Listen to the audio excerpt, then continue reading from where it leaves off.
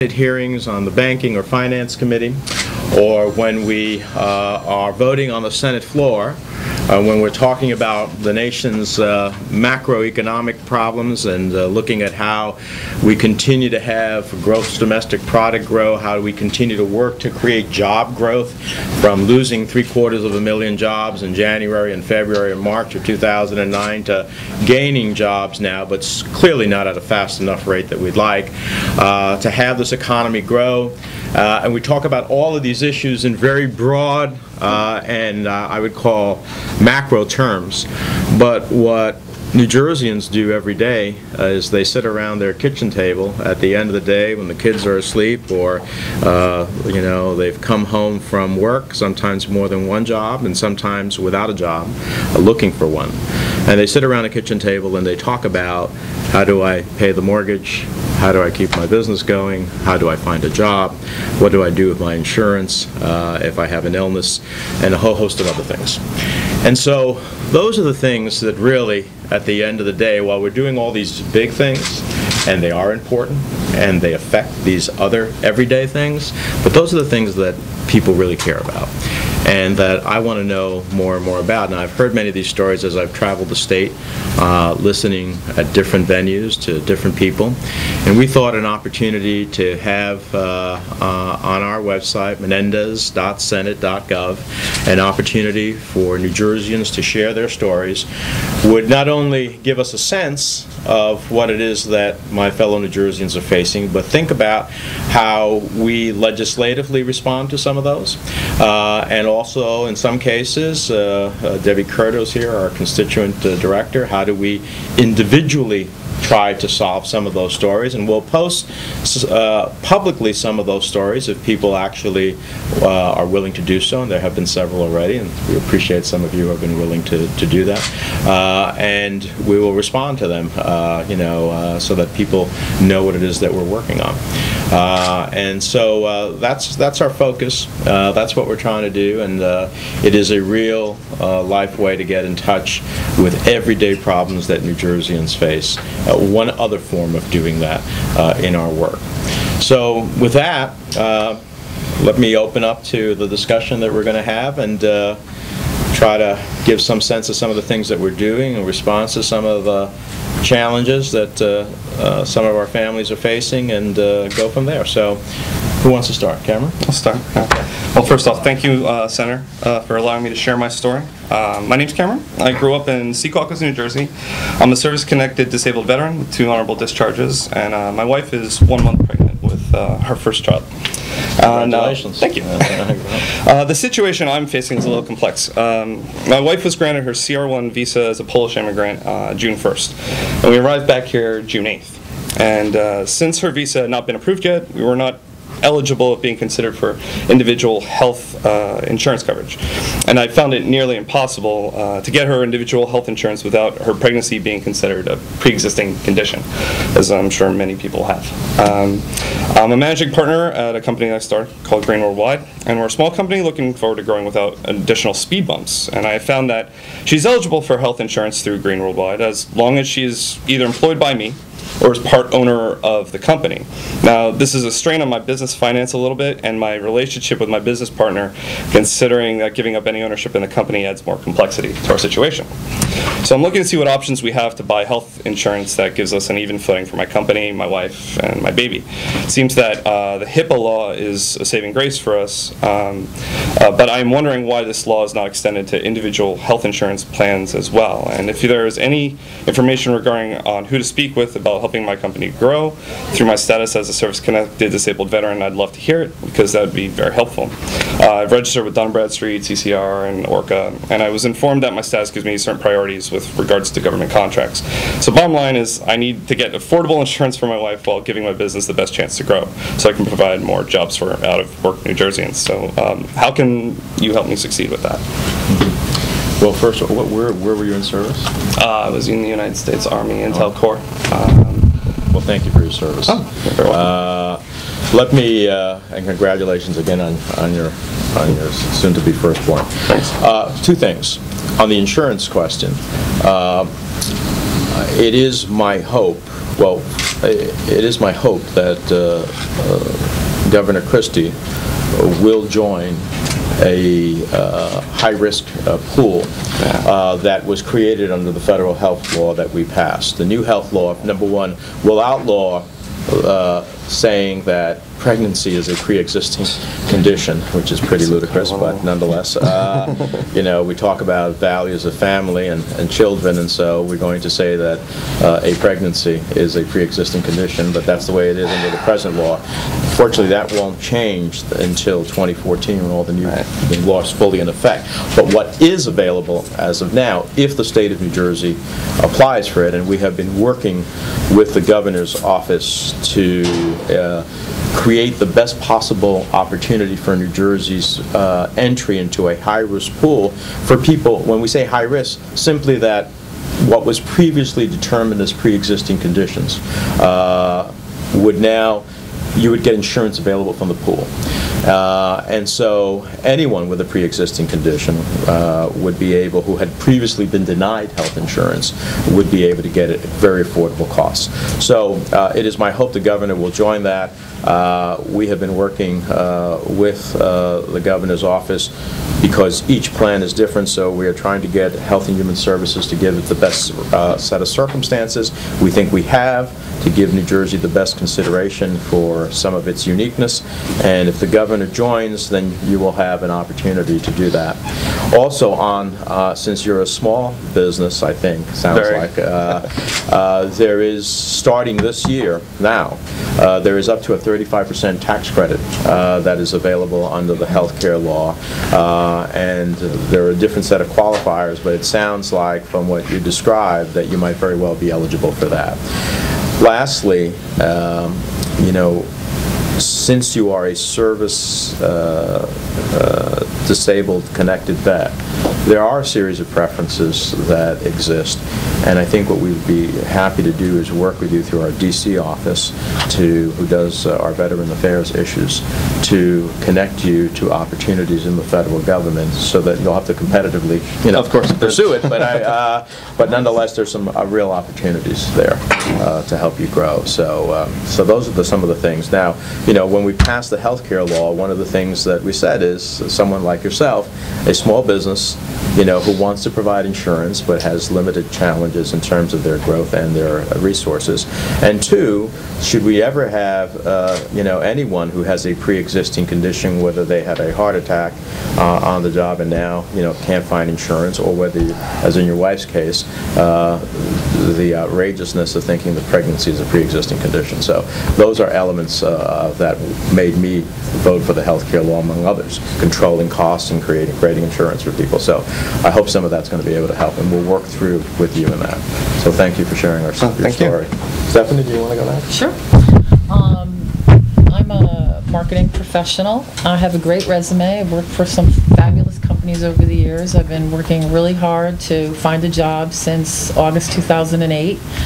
And I started consulting and had a little bit of a stint there, and then returned to unemployment in August 2009. And I guess I'm part of this nightmare that we're calling the Jobless Recovery.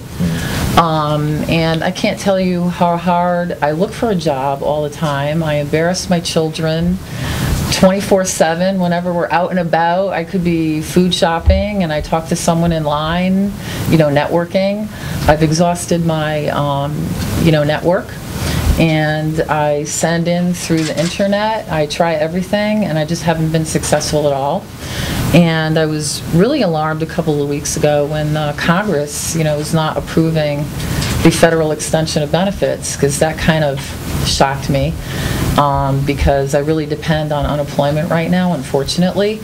I'd love to be able to say that I don't, need to depend on it anymore. As soon as I can get a job, that could just go away. But meanwhile, back at the ranch, we're struggling with property taxes in New Jersey. We all know they're very high. We pay the mortgage first so that the house doesn't slip into foreclosure and go down that slippery slope. We've looked into downsizing the house, and we had a market analysis done on the house. We all know that housing prices are very depressed right now, so it didn't seem to make a whole lot of sense. So we're strategizing at this point about other things with an attorney. What can we do? Don't pay the credit cards kind of thing at this point. We just buy groceries, utility bills. We're having trouble keeping up with the property taxes. So it's a little embarrassing, to admit that, but I feel that it's happening to a lot of other fellow Americans. So I'm just trying to kind of speak, for all those folks that are out there having similar problems, because I believe that now 30% of the houses that are being sold are being foreclosed on, and it devaluates houses, 27%. So it's impacting those who have jobs as well as those who don't. So it's kind of hard to understand, I guess, unless you've been unemployed for a long amount of time, how hard it is really to find something. But it seems to be a needle in a haystack. We've even considered moving out of the area, maybe to a pocket where there might be, some activity going on, but a lot of companies I don't think are going to hire right now when they can get a lot of good talent right in their backyard. They're not going to relocate someone.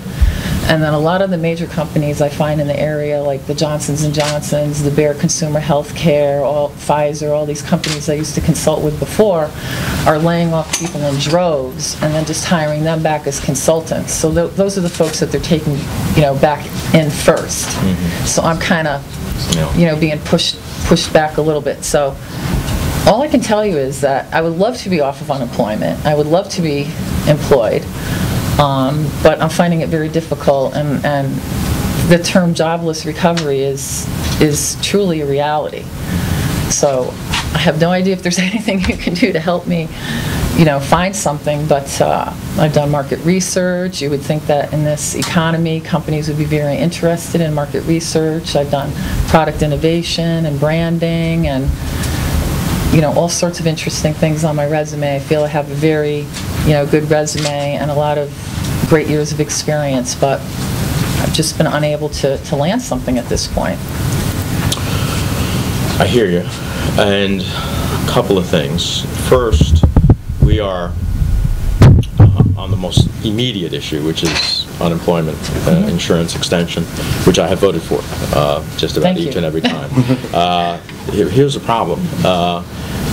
Last time we voted, which was last week, we fell short by one vote, and the vote was because we have a filibuster in the Senate, which says that if some senators are opposed to proceeding in a certain way on a certain issue, they can basically stop the process by, in essence, speaking and arguing against the bill until we have a vote to close that filibuster down and move forward.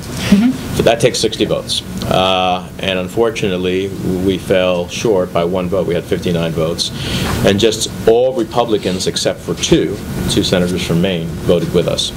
And the issue with the unemployment benefits, we believe that someone as highly qualified as you and looking in a job market that still hasn't had the rate of growth that we want to see. And this is, our problem is that, we inherited an economy that was driven into the ditch, but the ditch was pretty deep.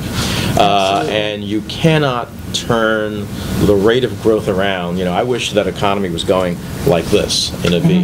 If it went like that, we'd have all this job growth follow. Because as the economy grows, then the jobs grow with it. But it's more like this. So it's more like a U, which means it's growing, but it's growing slowly. That doesn't really solve a problem for someone like you or others, but it is the nature of what we're facing. So there's a couple of things that we're doing. Number one is, in the interim, while people like yourself are working really hard to find a job, they need to have assistance so that they can be able to keep their home, put food on the table, and take care of the kids. So it is my hope when we go back to the Senate next week that there will be a replacement for the late Senator Byrd, and that replacement will give us the 60th vote to restore unemployment benefits and hopefully to make it retroactive as well to the last expiration date. So that's the immediate issue, but that doesn't solve the greater issue of a job. And so what are we trying to do in general as we try to grow these jobs? We're trying to do, for example, we passed something called the HIRE Act, because what we really need is the private sector to get into the ball game with us, because the government can only do so much at the end of the day. What the government can do is try to create the nature, the environment, the economic opportunities for businesses to say, yeah, let me buy in, you know. So we passed a law that's called the Hire Act. It's purposely that. It says to businesses of all stripes, if you hire someone who's been unemployed, we'll forego the FICA, you know, the tax. I love that. At the end of the day as an incentive. And if you keep that person employed for a year, we'll give you $1,000. In addition to that, we'll give you $1,000 tax credit. That's great. Secondly, we said to them, if there's a business that's been holding back on making a major investment for, let's say you have a restaurant, they need a new oven or a new freezer or anything like that, we'll give you a $250,000 upfront deduction that year. Now that's hopefully to get businesses to think about taking the opportunity to expand. It would also obviously, Warren, you're an electrician, right? So it would say, you know, you got to install this equipment, you got to put new electrical, you know, wiring to do it. You know, so it's the people who produce that equipment, the people who transport that equipment, the people who will install that equipment, the person who will operate that equipment. So it's a ripple effect of trying to create jobs. In addition to that, and those are just a couple of the initiatives that existed under the Hire Act. We'll also have given a series of tax credits to the private sector to induce them to hire people. So saying, you know, if you had losses in previous years, well, guess what? We're going to leave you carry all those losses back and deduct. For what purpose? For the purpose of giving you money to now inject into your business and go ahead and hire people. So to the extent that the government has a macro way of trying to get the private sector back in the game of hiring people, because it's interesting, productivity is growing, yet they're doing it with less people. And that's our challenge, to get the private sector to say, okay, it's great to have greater productivity. That means people who are working even harder because it's, you know, they want to be able to keep their job, and they're producing even more, but that means companies aren't necessarily hiring. We have to break that cycle. It's great to see productivity rise, but we want to see it rise with more people. And so those are a couple of the things we're trying to do, you know, but on a personal basis, you know, I'd love to get a copy of your resume and see if we can I brought some today. circulate it. We'll circulate it. Can't promise that it will produce them, but we will get attention to it and circulate it around. You know what's concerning as well is that it doesn't seem to be carried on the news. It's not at the top of the news hour what's happening with unemployment right now, and you know the stoppage of the federal extensions. We have a lot of other things that are the top of the news now, and I look at the news every day. We want to know where LeBron James is. Yes. I can't wait to hear so we can get on to something else. I mean, you know. The economy, and well, I mean that's the nature of our media, whatever. That's the nature of where we're at today. But you're right. I mean, look, it's frustrating for me sometimes when I have 30 seconds to explain something as difficult as, you know, some of the things we're talking about. But that's the nature of the medium. So, but I understand it, and I would think there'd be a greater outrage against those individuals who keep voting against unemployment extension. It's easy when you have a job to be voting against unemployment extension. You know? I call them all the time. Yeah. So, but I hope we will get to that. There will be I haven't heard of an appointment yet, but as soon as a senator from West Virginia gets appointed by the governor, then we will have our 60th vote, and we will get to that. So, Frank, you want to go next? Hi. How do I start? Unemployed, Teamster driver, and got slow, so it laid a lot of people off. Then I wanted to go backwards, you know, do what I used to love. I used to love towing. And wanted to do that, so I figured I'm on unemployment, trying to look for work, hustle. Didn't work out. So finally someone said to me, you know, why don't you start your own? Okay. Go to the banks. Banks like, okay, your credits, because you're unemployed, so start to get back, you know, back on my dose a little bit. So I go to the bank, they say, all right, well, we need 20% down. No problem. Get a cosigner. No problem. Get everything, come to the table. Then all of a sudden, it's 30%. Then all of a sudden, they want 35%. I also had one bank almost tell me 40%. So I'm looking at him, what am I coming to you for? 40%? You know what I mean? That's basically the whole loan. but they don't want to hear it. I'm a vet too, you know what I mean? Did my time, and I'm a little nervous, so. Make believe they're not here.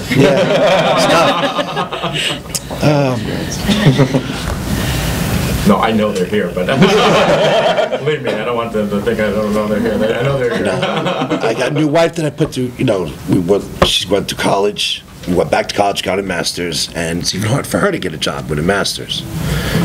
And then unemployment, extensions were good, and then all of a sudden, I get a letter saying, that's it, no more.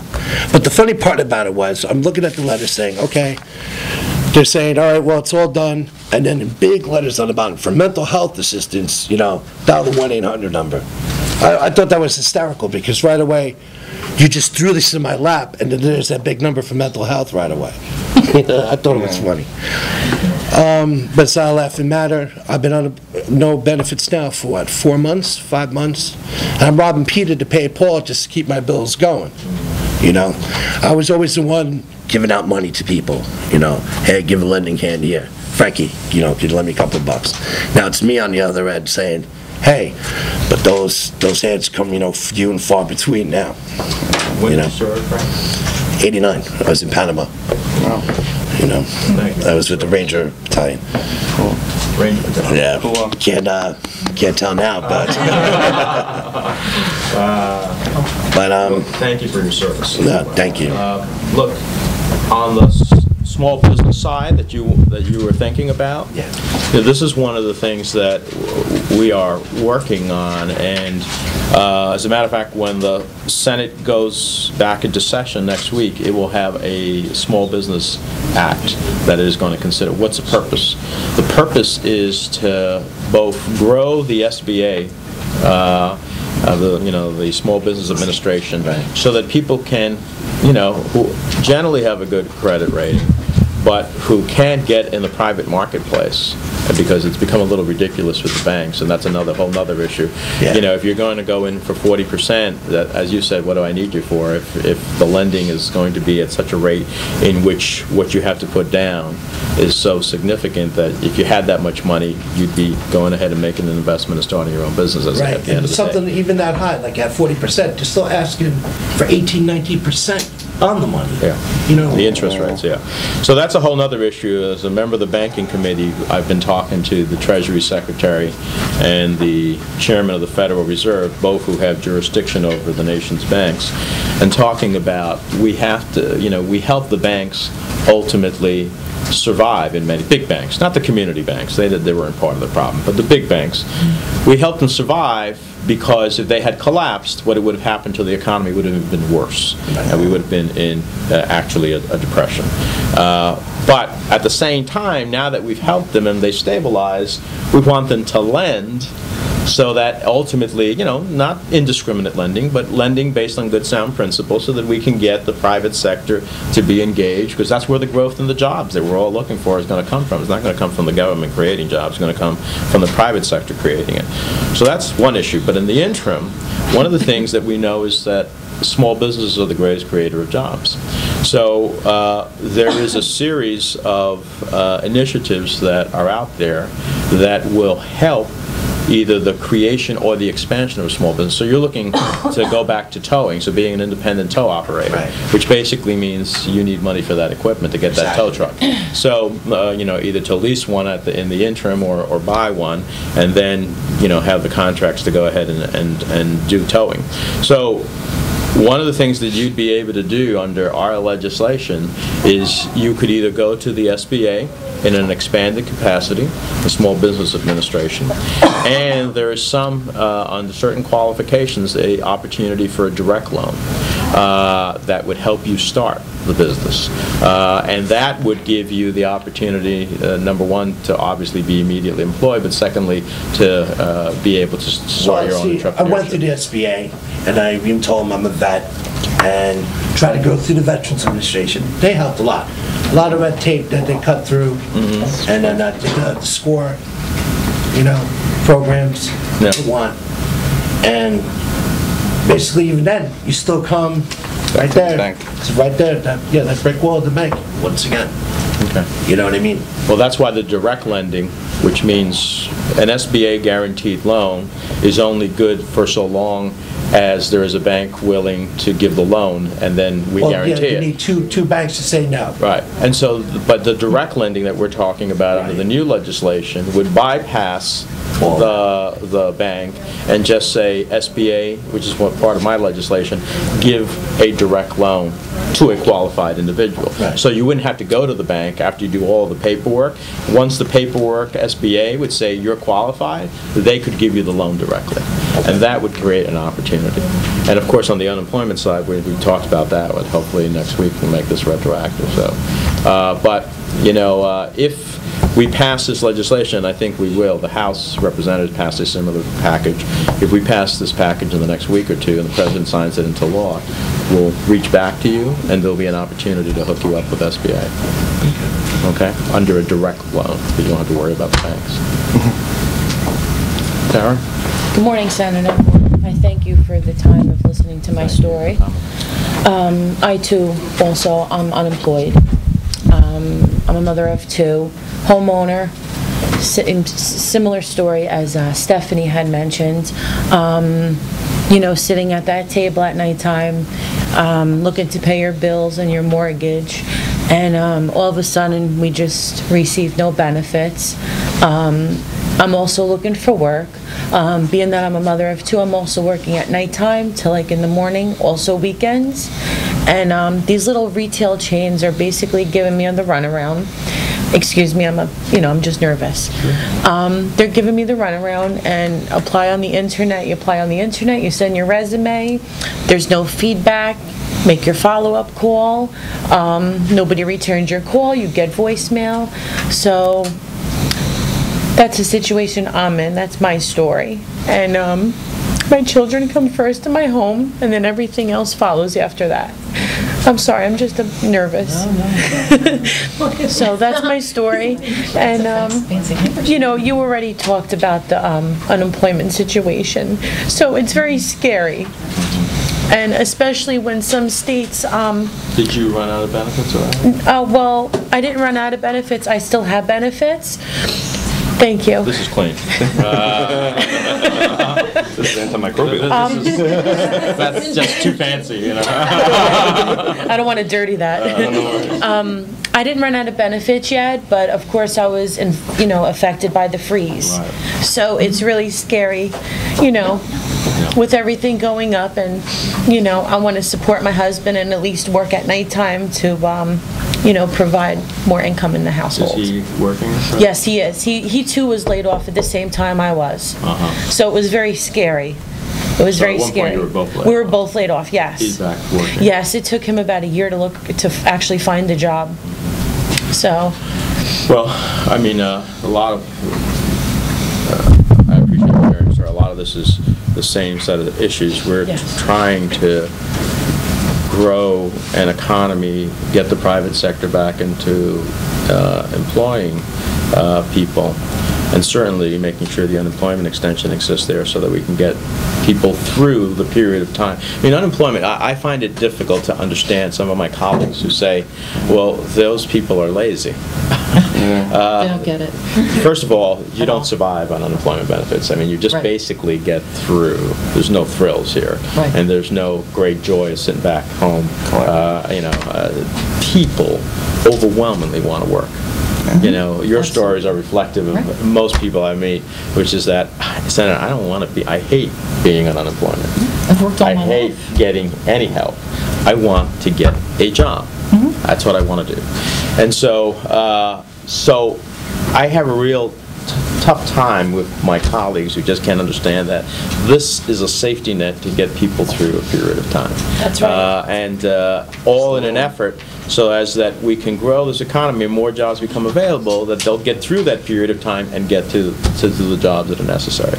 So I understand why it can be scary. I understand how difficult it is when you're on the verge of, not making ends meet and having to make choices as to whether you keep the mortgage first or you keep the home over your head, but then have the credit cards begin to grow and look at the debt consequences of Very that and the stressful. credit consequences. Yes. So hopefully some of the things we're going to do are going to get there.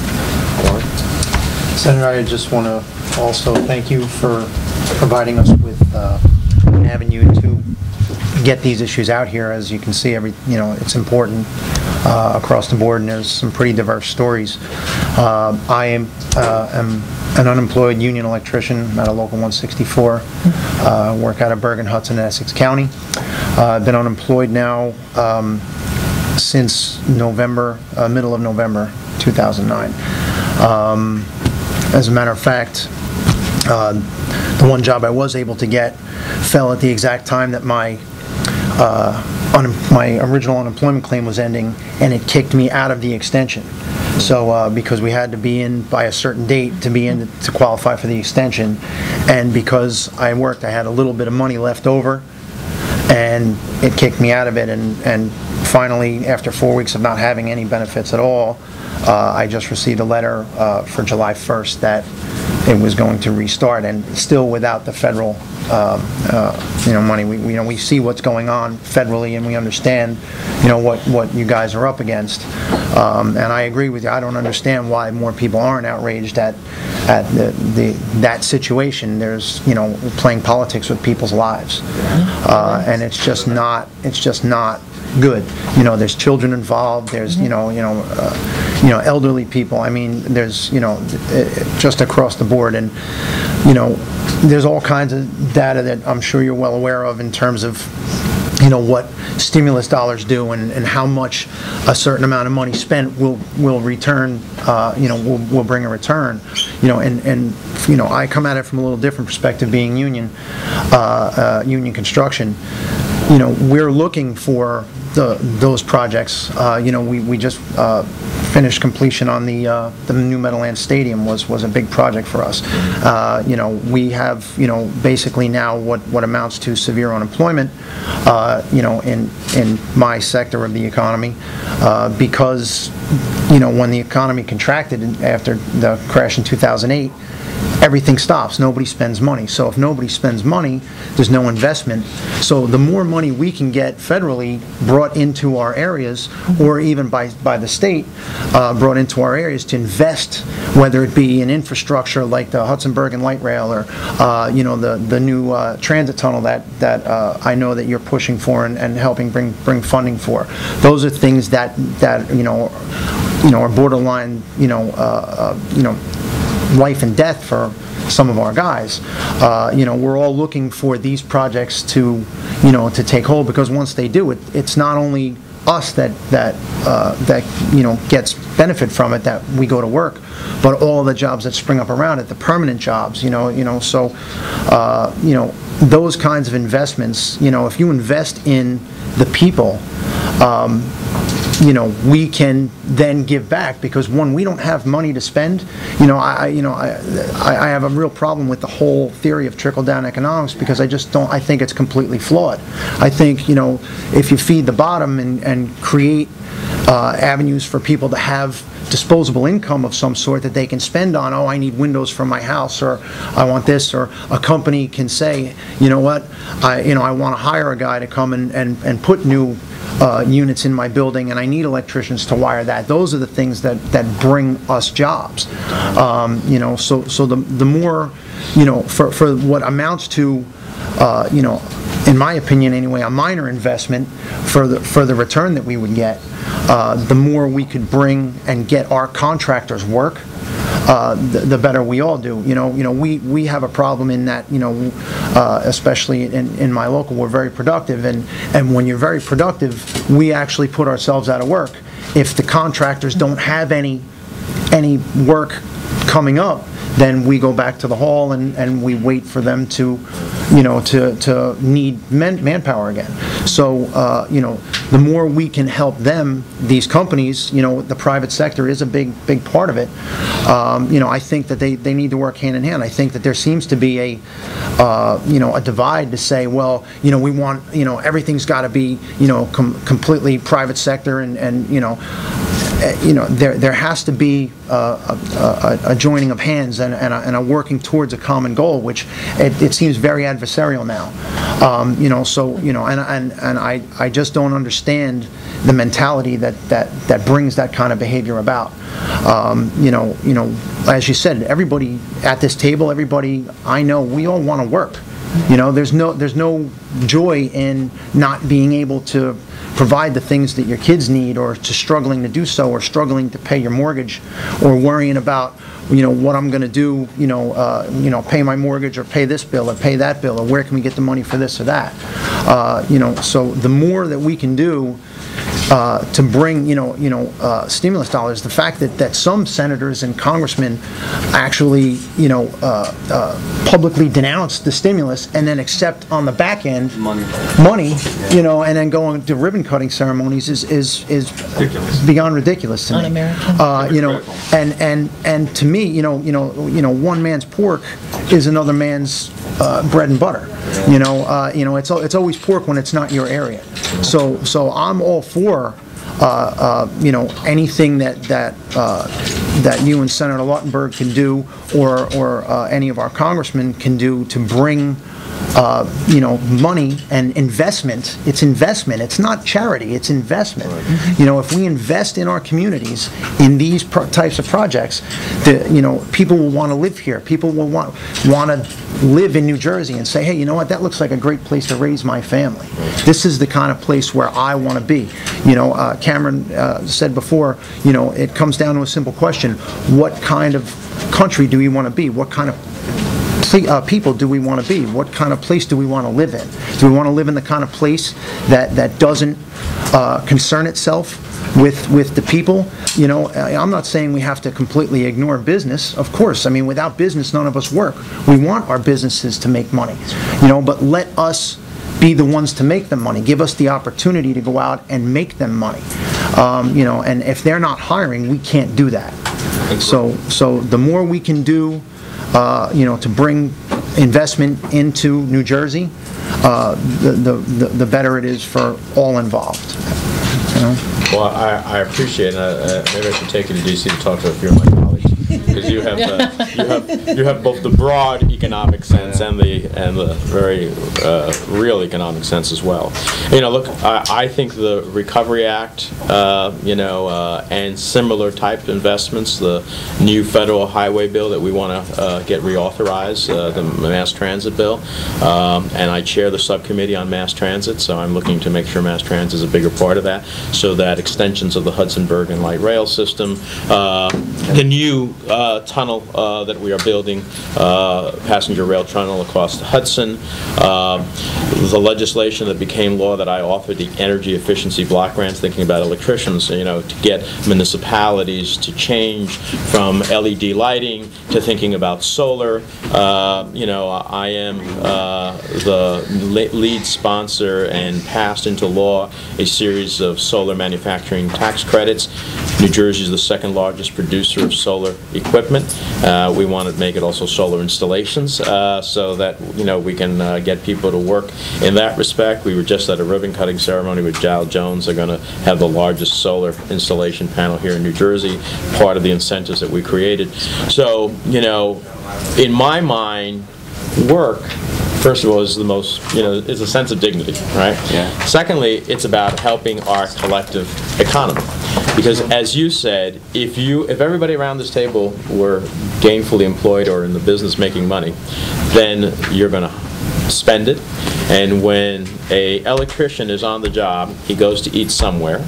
He or she ultimately has the resources to spend, and that expenditure in the economy creates another job, another opportunity for someone else to be employed. And so our infrastructure dollars are part of a larger economic issue as to how we get this economy moving. So all the incentives I talked about, and many more that I didn't talk about, that we've been giving the private sector to get them in the game, meaning hire people, with the Hire Act, the tax credits, foregoing the FICA, giving them write-offs so that they would be able to expend in the economy and grow. infrastructure because it hires individuals, and it's not just, people think, well, if I'm not a contractor, if I'm not an electrician or a carpenter or a plumber or a mason, well, that's really not about me. That's not true. Because the infrastructure work means that there was some place that provided the architect's plans and everybody who worked in that office. There's some place that had an engineer and everybody who worked in that office. There's some place where the materials to go ahead and do that job, some supply house, was ultimately bought from, and everybody who worked at that place. There's the transportation of bringing those goods to the work site, and everybody who's employed in that context. And so when we talk about infrastructure, and then everybody who gets employed at the work site has money to spend, again, in the economy. So when we talk about infrastructure, it's not just about people who are in the skilled trades, but it is the ripple effect of what that does. And so we're very much into that. One of the things I'm hoping to do, in addition to the energy efficiency block grants that we're looking to grow, is to create a whole new generation of green jobs here in our country. And that's one of the big things that Congress will be debating after we do the Small Business Act that I talked about this coming week. Then we're going to look at, energy legislation. And how do we stop sending $1 trillion abroad to countries that hate us? We give them the money to fuel their hatred and act out against us because we are addicted to oil. And we see what happens in the Gulf when, you're just in search of the oil and don't do it wisely. And then how do we move to new high energy efficiency opportunities, green jobs, solar, LED lighting, the new high efficiency lighting New Jersey is leading. We've created 2 new manufacturing locations. Manufacturing is something that's always been done abroad. We're creating them here in New Jersey. How do we look at renewable energy sources like biofuels, and looking at new cars and how they're ultimately run, through electric power, hydrogen, and others. So the bottom line is we have an opportunity to create a whole new generation of jobs and stop sending money abroad in the greatest transfer of wealth we've seen in over a generation and create opportunities here at home. So I appreciate your comments on the infrastructure. We're going to continue to work. I know both Senator Lautenberg and I are committed to some of this infrastructure work. And we keep announcing there's still more money from the Recovery Act that's going to unfold here in New Jersey. And we're going to also try to get this federal highway bill, which has a whole host of things affected to it that would be really positive. The Hire Act is great too, because I heard on the news that a lot of companies are having a policy now where they did it on CNN, not going to hire the unemployed. So that sounds like that's the answer to that. Well, it should be an attraction to them. If I can forego FICA payments as the employer, and I can get a $1,000 tax credit in addition to it, why would I not go to someone who is very competent and unemployed? And if I hired someone else from another company, I'm not going to get any of those benefits. Right. So why would I not hire somebody in this regard? Incentive structure is key. Incentive structure is key in anything we want to do. And that's what we're trying to do. We have to incentivize the behavior we want and discourage the behavior we don't. I'm with you, growing the microeconomics so that the macro can grow larger. That's the way I see it too. Can I ask you a question, though? You said you're a Teamster, electrician, right? How many years you on the job? Well, I've been an electrician 21 years, but I've been a union electrician 17 now. 17. So are you willing to take a prevailing wage cut so you can keep your job? Well, what we do, our thing is it's a negotiated contract. So, I understand that. So however when you come on the job, right, you're getting contracted for prevailing wage. Are you willing to cut that just so you have a job? I don't know that because here's the thing. You can take that and put it into any number of things. That's like saying, well, you could go work at McDonald's, just to have a job, $8 an hour, but it's not, you can't live on that kind of money in New Jersey. I understand. You know what I mean? What I'm saying, if you're making $45 an hour because you're maxed out 17 years, then you got another guy who's at $17 an hour, and he's still trying to feed a family too on that. Well, the reason prevailing wage exists is not to pit people who live here against one another. It's to stop companies. It's to stop companies from states that pay very little from bringing hordes of people up here to do work. I think forces them. Yeah, I think what we want is a race to the top, not a race to the bottom. Exactly, and that's what you're saying, and I understand where you're coming from, but do you see where the downward pressure is on us? Oh, no, it's listen, always listen, on us. I was a driver, you know what I mean?